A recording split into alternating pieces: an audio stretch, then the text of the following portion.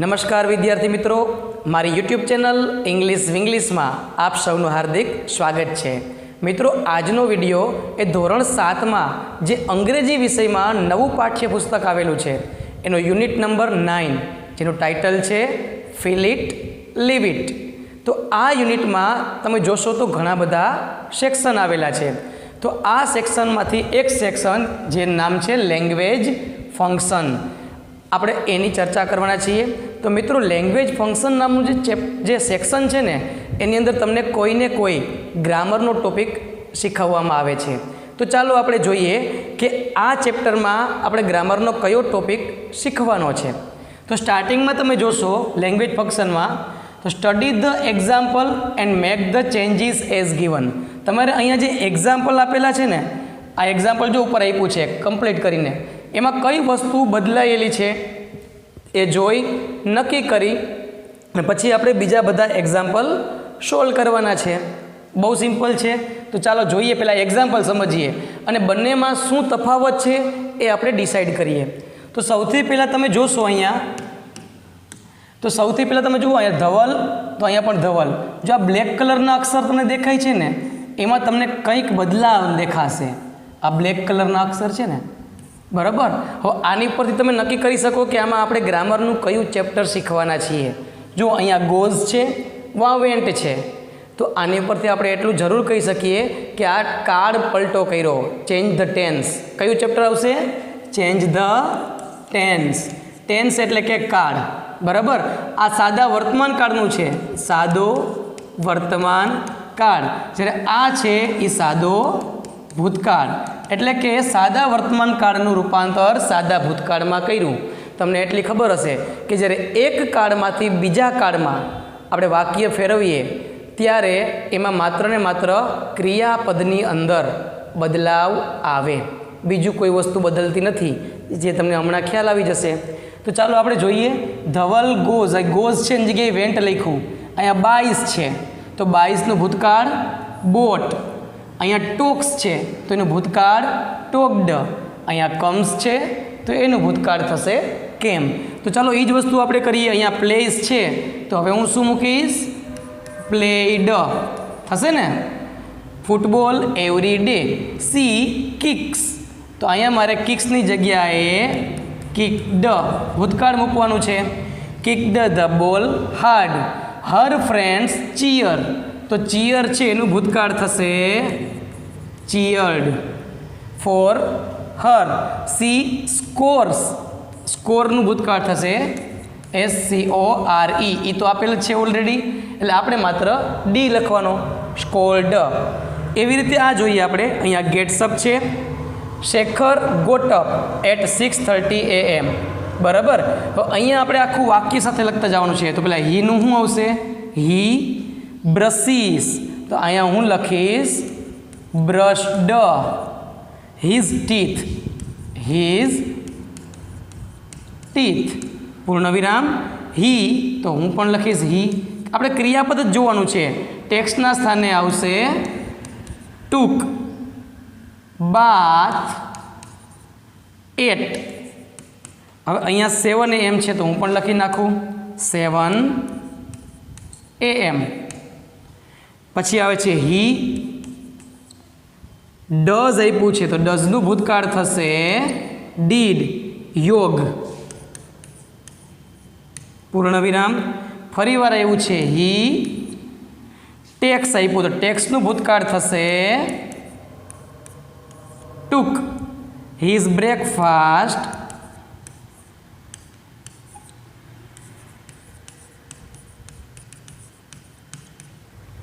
At 8:30 AM. તો આપણે આ કમ્પ્લીટ પેરેગ્રાફ પૂરો કર્યો. તમે જોયું હશે તો જે ક્રિયાપદ છે આપણે એની જગ્યાએ આપણા ભૂતકાળના ક્રિયાપદ લખ્યા, બરાબર. તો આ રીતે આમાં આપણે શું શીખવા મળ્યું ગ્રામરનો ટોપિક? તો કે ચેન્જ ધ ટેન્સ. હવે એને પછી બીજું છે એની આપણે અભ્યાસ કરીએ. એમાં શું આવે છે અહીંયા તમે જોશો મિત્રો. ઓકે, અહીંયા છે રેડી. હવે અહીંયા આપણે પહેલાં જોઈએ કે ઉદાહરણમાં શું ફેરફાર કર્યો, પછી નક્કી કરીએ. તો તમે જોશો તો અહીંયા આઈ છે, અહીંયા હી થઈ ગયો.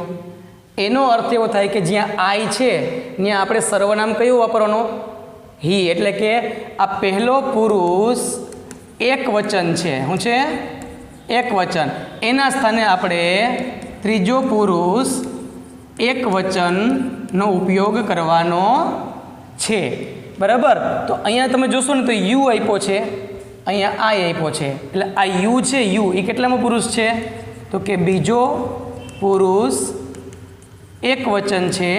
આપણે ફેરવવાનું છે એને. આઈ આપ્યો એટલે પહેલો પુરુષ એક વચન. બરાબર. એટલે કે આ બધા જે નાઉન છે, બરાબર, પ્રોનાઉન કહેવામાં આવે, સર્વનામ બદલો આ ચેપ્ટર છે. તો you are my best friend. તો શું આવ્યું? આઈ એમ, માયનું થઈ જશે યોર બેસ્ટ ફ્રેન્ડ. ફરી વાર યુના સ્થાને આઈ ઓલવેઝ હેલ્પ યુ. પહેલા પુરુષના જેટલા સર્વનામ આવશે ને એની જગ્યાએ આપણે આમ બદલાતા જવાના. કે યુ હોય એ બીજો પુરુષ છે તો પહેલો પુરુષ મૂકવાનો, પહેલા પુરુષના હોય તો બીજા પુરુષના. હવે યુ છે તો હું શું લખીશ?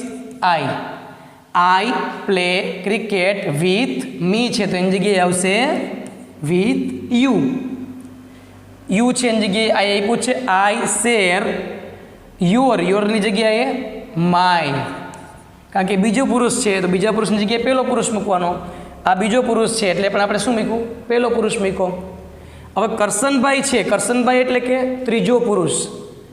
અહીંયા પણ કરશનભાઈ છે. હવે અહીંયા તમે જોશો ને મિત્રો તો કરશનભાઈ એન્ડ ભોળાભાઈ એટલે કે ત્રીજો પુરુષ બહુવચન. આ ત્રીજો પુરુષ એક વચન છે.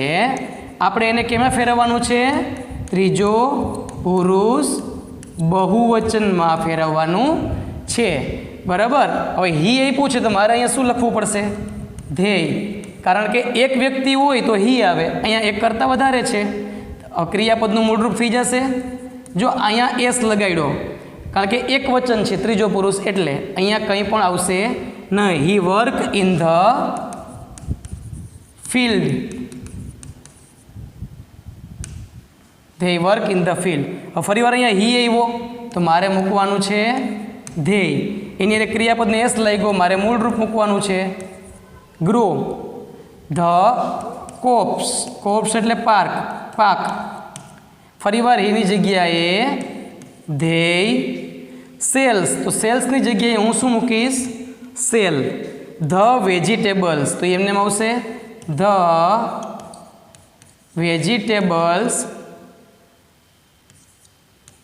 Vegetables in the market yard.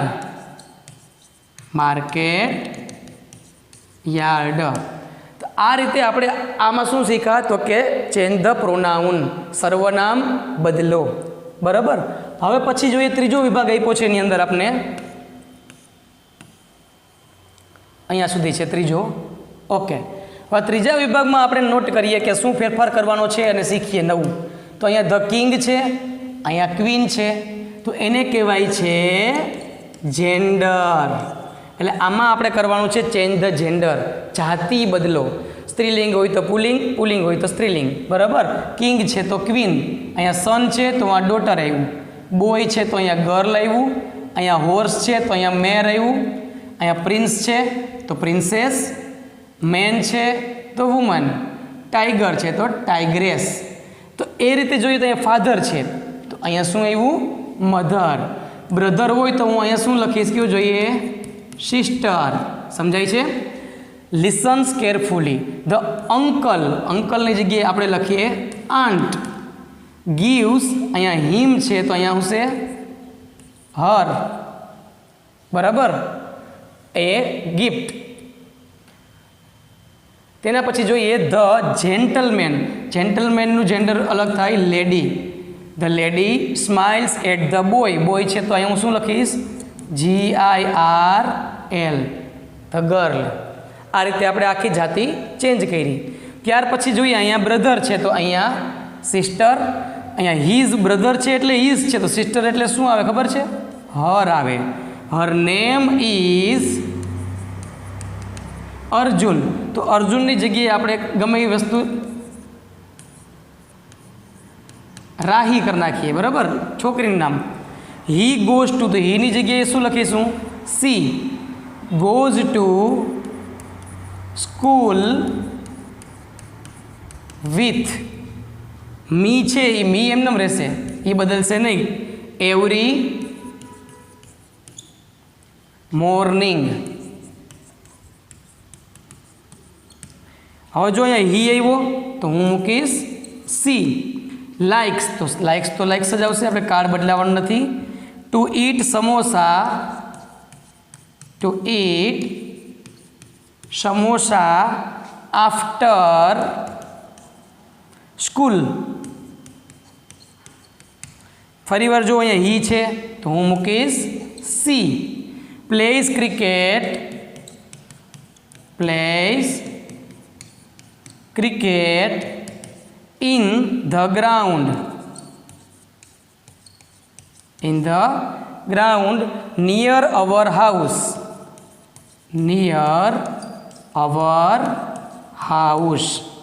ત્યાર પછી અહીંયા જોઈએ આઈ છે, તો આઈ શબ્દ છે ને એ આઈનું આઈ જ છે, એટલે આઈનું આઈ આવશે. આઈ લવ માય બ્રધર આપ્યું છે, બરાબર. તો બ્રધરની જગ્યાએ આપણે શું કર્યું? સિસ્ટર. તો અહીંયા આપણે આખો પેરેગ્રાફ કમ્પ્લીટ છે, બરાબર. આમાં શું શીખ્યા આપણે? તો કે જેન્ડર. તો અહીંયા આપણે મિત્રો આપણે જે લેંગ્વેજ ફંક્શન નામનો જે સેક્શન હતો એ પૂરો થાય છે. મને આશા છે કે આપને આ સેક્શનમાં બધું સમજાઈ ગયું હશે, અને છતાં પણ કંઈ પ્રશ્ન થાય તો તમારા માટે હું છું જ. મને કોમેન્ટ બોક્સમાં પ્રશ્ન કરજો, હું એનો જવાબ ચોક્કસ આપીશ. અને મિત્રો જો વિડીયો ગમ્યો હોય તો લાઈક કરજો, શેર કરજો અને સબસ્ક્રાઈબ જરૂર કરજો. અસ્તુ. જય હિન્દ, જય ભારત.